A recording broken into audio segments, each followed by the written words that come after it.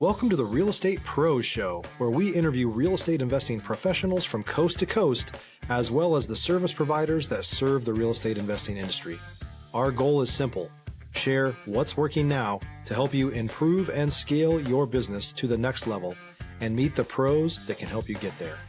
Real Estate Pros is powered by Investor Fuel, America's leader in helping real estate investors and professionals build the business you need to live the life you've always dreamed of. Let's start today's show. Property insurance for real estate investors doesn't have to be difficult, but it does need to be there to protect you when you need it. MyInvestorInsurance.com not only provides insurance at 15 to 30% cheaper than traditional agencies, it's built specifically for real estate investors like you. You can set up an account in about 2 minutes, get quotes on properties, turn on and turn off insurance for your fix and flip or rental properties in around 2 minutes without having to talk to anyone directly, all through our portal. There's no better way or faster way to make sure you've got the coverage you need to protect you, and no more lengthy policies either. Once you're set up, you're billed monthly and prorated by the day for however long your policy is active. It's powered by MSI, the third largest independent MGA, with 1.5 million customers and more than $1 billion in cumulative premiums written. Get set up today in about 2 minutes at myinvestorinsurance.com/fuel. Hey folks, welcome back to the show. I'm your host, Dylan Silver, and today on the show I have Eric Mitchell out of San Diego, California. Eric is the author of the newly released book, The Why of Money, an introspective look at how to get out of your own way and finally earn what you deserve. Eric, welcome to the show. Happy to be here, Dylan. I always start off at the top of the show by asking my guests really how they got into the real estate space. I think I'm like most others, right? I fell into it. I'm on the lending side, right? I don't know anybody who's 8 years old growing up saying, I can't wait to be a loan officer one day, right? I mean, that's not typically a childhood dream or fantasy. Yeah. 1999, moved from Canada to the United States, fell into it, hit a good run, right? The timing, 1999 all the way to 2007 was a really good run. Did some reinventing 2008, 9, and 10, and then did more reinventing 2011 and beyond, and currently Chief Revenue Officer for Client Direct Mortgage. We're about 150 loan officers nationwide right now. So are you doing traditional and hard money lending? So the phrase hard money, right? I'm not a fan of that phrase. It has to me, it has a negative connotation. We do business purpose lending, right? Mm-hmm. So whether it be DSCR loans or fix and flips or ground up construction, lending to LLCs, yes, right? But hard money it's like you're going to a loan shark or something, right? Like, no. We're an institutional lender, right? We lend to LLCs based on business Fix and purpose flip lending. loans, yeah. Sure, absolutely. So, let's get granular. Before we hopped on here, I said I've had some guests that don't always love the granular, but I love the granular. As a wholesaler and as a realtor in Dallas, new realtor and as a wholesaler, I think the career path, if you will, of a real estate entrepreneur, especially someone who does wholesale, is you're kind of on the outside looking in, you're networking, then you're doing a lot of a wholesale, then you might start to get a fix and flip, and then from there you might do short-term, mid-term, long-term, right? And I think for most people, the biggest jump, and I'm experiencing this right now, is going from doing the wholesale deals to then having a deed in your name or getting the money together to get that first deal together. As someone who is in the lending space, would you say that there is maybe one way that you've seen is the most common way? Of course, there's no one size fits all, but is it wholesale to fix and flip, or is it wholesale to short-term rental? And if so, what have been the predominant lending mechanisms that you've seen people use?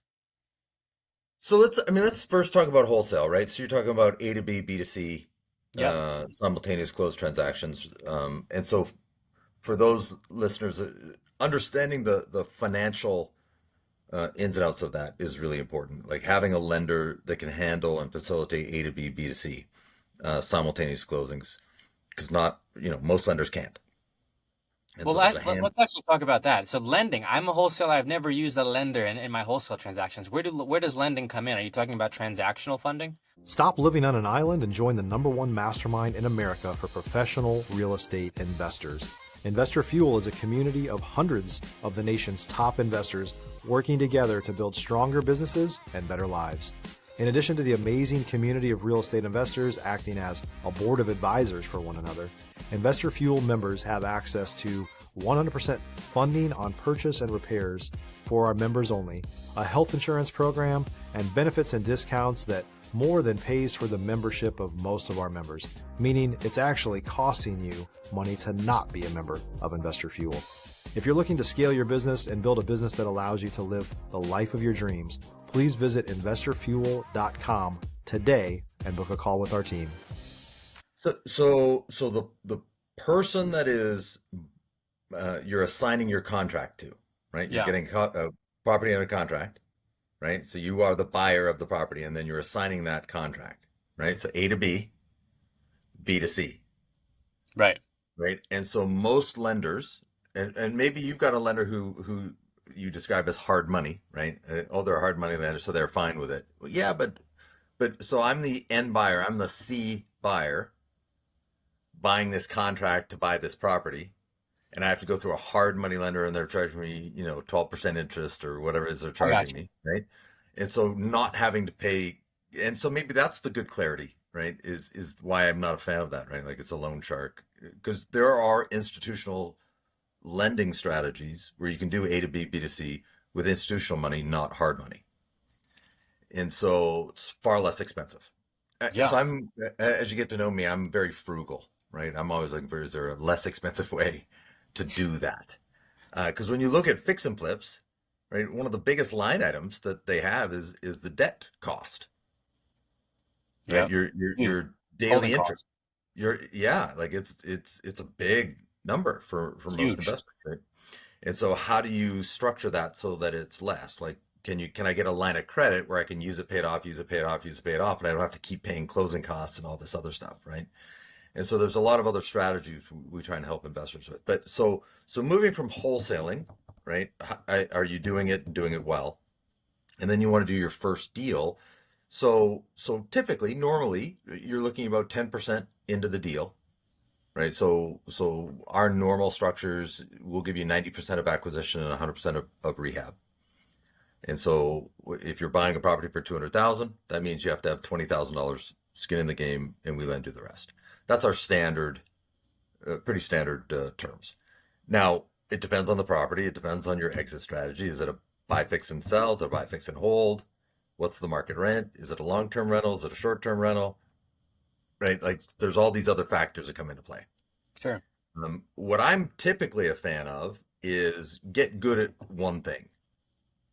I'm a big believer in 2025 that the real money is in being a specialist, not a generalist.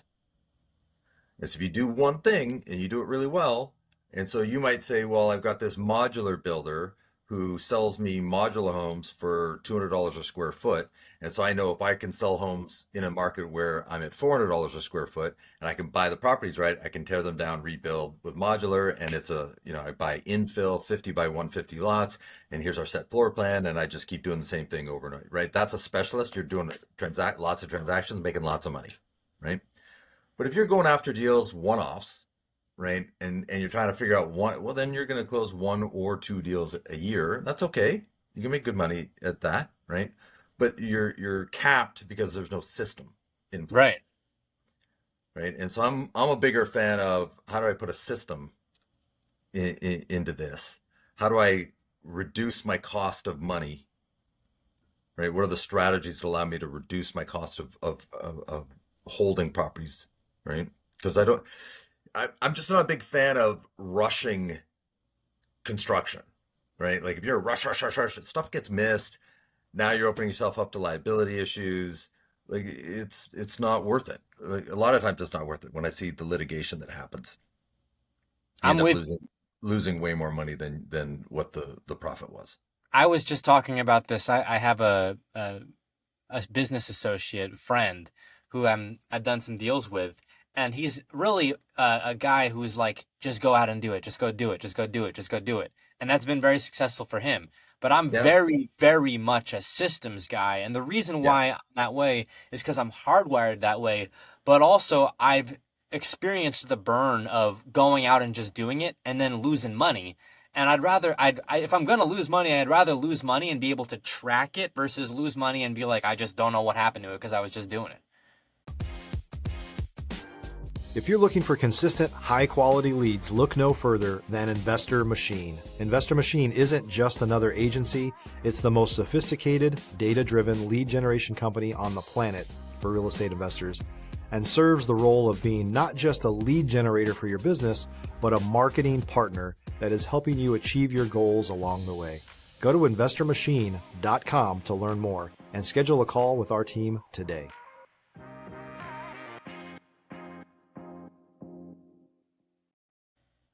Yeah, I'm not, I mean, just do it, just do it. I mean, that's great if you've got ADHD. I mean, okay, I understand it, right?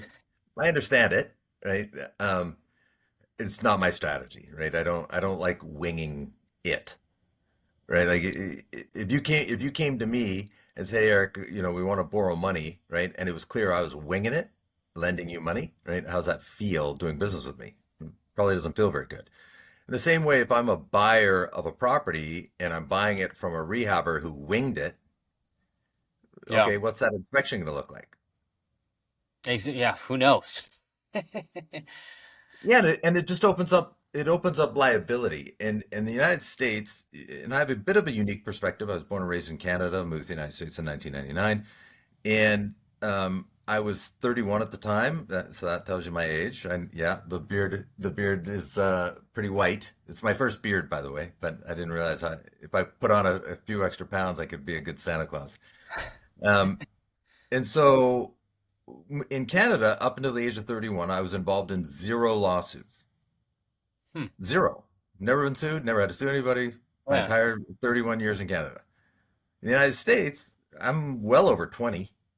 Well, I mean, I've never lost one. I've never lost one. But the amount of litigation that happens in the United States, I saw a crazy statistic that the United States has 5% of the world's population, but 95% of the world's lawsuits. Yeah, I believe it. And so you have to understand that real estate has its advantages, right? There's tax advantages, there's revenue advantages, there's appreciation advantages, there's tons and tons of advantages. But you also have to protect yourself, right? Like what's my upside and how do I protect my downside, right? And when so well, I have an LLC or I have an umbrella policy or I have a yeah, but that doesn't stop you from getting sued. It doesn't. Right? Like, and so why do you want to do things? Why do you run your business in such a way where you're opening yourself up to that? Like, it's not a good idea. It's not a good business practice because you I'm can with make, oh, I made $50,000 here, I made $70,000 here, I made $30,000. Yeah, and then you get a lawsuit for $400,000, right? Because some child got sick in a house with mold because you didn't check to see if there was mold in the house because you were in a rush, right? Like, and that's the stuff that can bankrupt you. And I see it all absolutely. the time. Like it's not, oh, I've never heard of an investor going bankrupt. It's like, are you kidding me? Let me to Like, connect with the guy. Yeah. yeah, I mean, I'll introduce you to quite a few. And so, look, I'm all about the upside, right? I'm not a doomsayer. I'm not saying you go don't invest in real estate. No, it's a great strategy. I'm saying do it right, do it well. Pivoting a bit here, Eric, for Yeah. someone who may be looking to get their first construction loan, they have so many options, right? And now, because of the technology that we have, there's people who can, do loans across state lines, right? You're based in Mhm. California, I'm based in Texas, but I'm Yeah, we sure lend in all 50 states. Yeah. all fit right. And so, when people are new to this space and they're looking at getting their first construction loan, I've heard lots of different criteria, right? So you mentioned 10% down. I've heard 20. I've heard 30% down. I've also heard that you need to have like the permits that you've pulled from previous rehabs. Well, if I haven't done a rehab, how am I going to have the permits, right? And that. Of course, credit comes into play in most of these cases, right? But then in some of these cases, it's more about the deal. And so, are there? Of course, you're going to have your own with your company, but are there general guidelines that people should kind of ascribe to in the fix and flip loan space when they're thinking about, hey, what's kind of industry standard? If you're a new or newer real estate investor looking to launch or grow your real estate investing business, please check out Investor Fuel Club. It's a coaching community, but unlike anything you've ever seen before. And you can actually partner with members of our mastermind from coast to coast on deals right in your market. There's no better opportunity to build a consistent business than to literally partner with pros to help you avoid costly mistakes, avoid the need for capital to do deals, and help you eliminate your fears as you're starting your business. Learn more about Investor Fuel Club at investorfuel.com/club.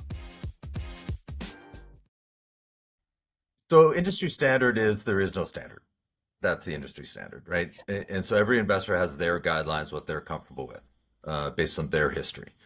And so the way to think about borrowing money is the same way to think about buying life insurance, right? When somebody says, well, what's your rate for life insurance?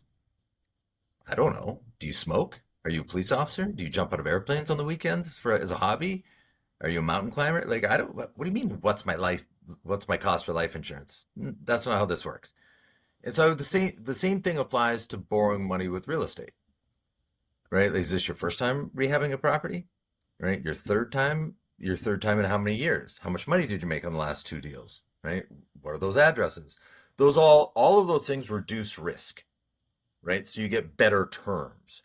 It's not a matter of can you qualify, it's at what cost, right? We'll do 100% financing, 100% of acquisition, and 100% of your rehab costs and or construction costs for a first timer. Okay, but wait a second, what's your credit score? What's your net worth? Do you have a steady job, right? Because then people, I'm unemployed and I want, no. Okay, that's not how this works. And so we look at what we call the 4 C's, right? So cash, credit, capacity, collateral. Cash is your net worth. Credit is your credit history. Capacity is how you're going to make the payments or what's your exit strategy. And collateral is what are you buying and or rehabbing and or building, right? And if you're doing new construction, then there's 4 documents we want to see up front, and that's your plans, specs, elevations, and construction statement. And so if you're saying, well, I don't have floor plans. Okay, well then how do I know what I'm lending you money for? Right? How do I lend you money when you don't even know what you're building? Yeah. Right? Well, we don't have a city permit yet. Well, how long is it? I can't lend you money and then sit and wait for a lending permit for 5 months or a building permit for 5 months, right? Like that doesn't work. And so knowing that you're going to buy this property, but you don't have a permit, right? That's a problem. And so you might have to enter the contract with the seller that you're doing a 4-month closing and you can only close once you get the city permit. So for you, city permit is a must-have. If people are going to go into these deals, like let's say they're the B2C portion of this wholesale deal, right? And they're buying a deal from a wholesaler, but they know that they want to use hard money lending. They really got to have that permit in place for that property before they go under contract. If they you can buy the property, right? Look, I'll give you if you want to make a down payment on the property and just sit there on the property and wait for your city permit, right? That's not a good strategy, right? Because now you're paying interest every day. And here we go. Here's your cost of funds in the deal, and that's going to erode all of your profit. And so you're far better off structuring the deal where you've got a 4-month close because the property is in disrepair, or it's abandoned, or it's boarded up, whatever, and just make a deal with the seller. But that'll be less expensive to you than sitting on a mortgage, making payments every month on a property waiting for a city permit. Like I've got a client right now, and they're all they're doing is adding an ADU in their backyard, and we're 9 months waiting for the city permit. Right? Good thing we didn't close on the mortgage yet. Yeah. Right? They'd have been paying mortgage payments for 9 months for no reason.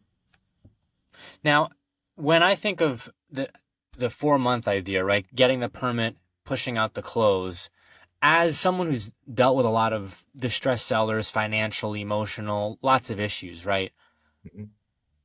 if they have equity in the home, my thinking is, well, if it's going to be 4 months, that's 120 days. I might as well list it and I'll get more money for it than I will if I sell it as a cash offer. It's going to be 4 months either way. So in a perfect world, right? Like, would you agree that a buyer of a property that's going to be a primary residence will pay more than a buyer of a property that's an investment property? Yeah. Because there's an emotional reason to buy that property now, right? Right. So what I would structure it as is sell the property to an end consumer buyer and allow them to take out a mortgage that includes all of the renovation needed or the construction needed. Now all that is in the consumer's name, and we'll lend them, because if it's a primary residence, I'll give you 100% of everything, Hmm. right? And now they get to make the house the way they want. They get to pick out the flooring and the cabinets, and I want the kitchen to look like this, and I'm like, great, do you? But now it's all in their name, not in your name. I feel like I just learned a real estate strategy here from having this brief conversation. Because in all the conversations that I've had with real estate entrepreneurs and investors, flippers, wholesalers, so on and so forth, I've never heard the idea of bringing a distressed property to someone who's looking for their home for themselves Primary and for residence. their family, right? Yeah, yeah. And so I'm thinking about, well, I've never really even heard of people taking out a construction loan on a deal unless they're an investor for it. But it has to happen. And what if I made that more common, right? So I'm just kind of prototyping out this strategy in my head. Uh, I don't know how much you've seen this happen, but would this work better for a deal that's on market because they're going to have market exposure? Or would this work better for a deal that's Yeah. off market? No, either. And so let's just say we take an average deal, right? It's a 3 bedroom, 2.5 bath house with a 2 car garage, right? And it's in distress, right? It was a hoarder, it's boarded up, it's something, whatever. There's something wrong with the property, Yeah. and you've got a builder who gives you plan specs and elevations of what this house could look like. Right? Here's plan specs and elevations. Those images, put them in the multiple listings, or put them on the listing, saying, here's the house as is, here's what the house could look like. We'll lend you all the money to make the house look like this, and you get to pick out everything. Whoa. That's a deadly strategy. That's lethal right there.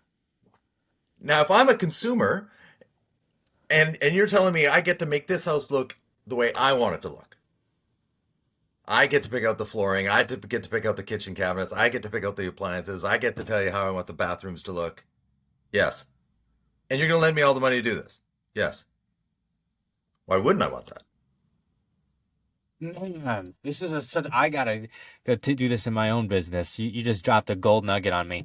Have you seen people doing this strategy, or did we just make this up on our own? No, yeah, no, I see. So there's a thing that I learned about myself about 25 years ago, that Hmm. I have somewhat of a photographic memory for matrices and guidelines and Excel spreadsheets and things. It's weird. If people ask me how I do it, I don't know. My brain just takes pictures, and I have recall. And so I'm able to read guidelines, thousands and thousands of pages of guidelines, and recall who does what. And so on my website, I post all these images of guidelines that people think are impossible. People tell me all the time, Eric, you can't do that. It's like, yeah, I can. Like, here's the guidelines. And so, like, one example, one of my favorite examples is, so let's say you're an investor and you're buying houses on the courthouse steps, right? Tax, Yep. whatever. And courthouse steps, it's cash. There is no financing. You have to go in. You're walking in with a cashier's check, cash, That's right? it. Okay, so you just bought a $300,000 property for $180,000, right? Because you pay cash on Yep. the courthouse steps. But 99.999% of all lenders in America are going to say you paid $180,000, therefore the value is $180,000, not what some appraiser says, Hmm. right?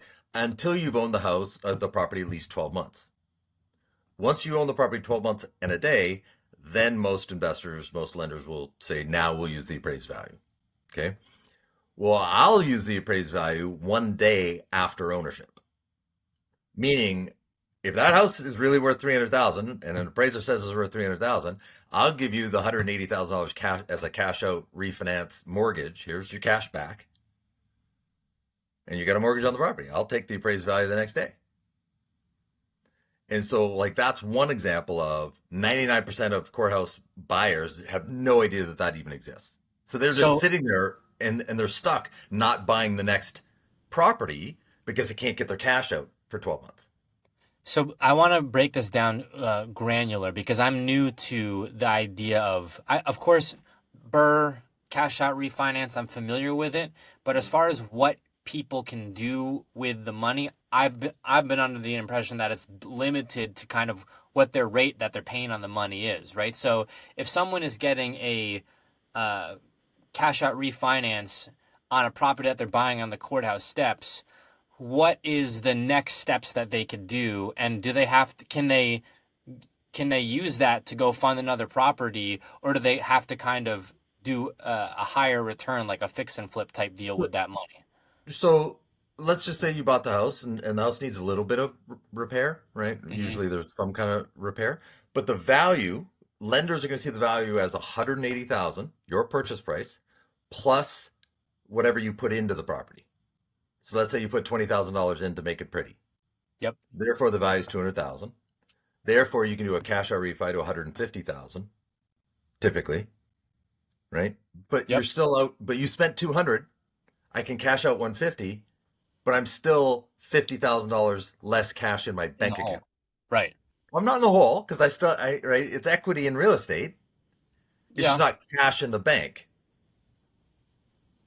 Right. And I need cash in the bank to go buy my next property at the courthouse steps. Right. So I want the whole 200 out. I don't want 150 out. Well, I'm saying the value is 300. I'll use the appraised value, not your purchase price, the next day. I'll give you all of your money back. Now go keep doing it. Just buy the next one, buy the next one, buy the next one, buy the next one. And they can do that. They could do that until, they could keep going. I mean, we have to have a licensed qualified appraiser tell us that the value is 300,000, right? We're not fudging appraisals. But if it's really that, then good for you. Like, why should you be punished?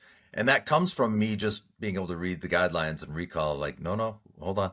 No, I know everybody says this, but we have a strategy where that's not required. Unbelievable. So that's one of my favorite things to be able to, because most courthouse steps or cash buyers, they're convinced, right? Because they've been told by everybody, well, that's not possible. I agree. 99.9% of lenders, you're right. It's not possible, but we do it. Unbelievable. Eric, we are coming up on time here, but I've learned now 2 strategies, which, as you alluded to, kind of make the previously impossible seem possible. Where can folks go to get a hold of you? Eric-Mitchell.com, ERIC-MITCHELL.com. All my information's there. Eric, thank you so much for coming on the show here today. Happy to be here, man. It was fun.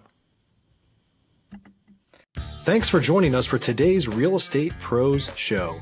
You can learn more about the amazing benefits of the Investor Fuel Mastermind community, including surrounding yourself with hundreds of other rock stars, 100% financing for your deals, and members-only discounts from vendors you're likely already using that, as a member of Investor Fuel, will save you more than the cost of your membership.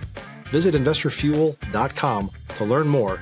If you're interested in joining us as a guest of this show, please visit investorfuel.com/pros to apply. You can also check the show notes for access to free resources, how to get access to world-class lead generation, and much more. Don't forget to subscribe so you never miss another episode. Have a great day. We'll see you on the next show.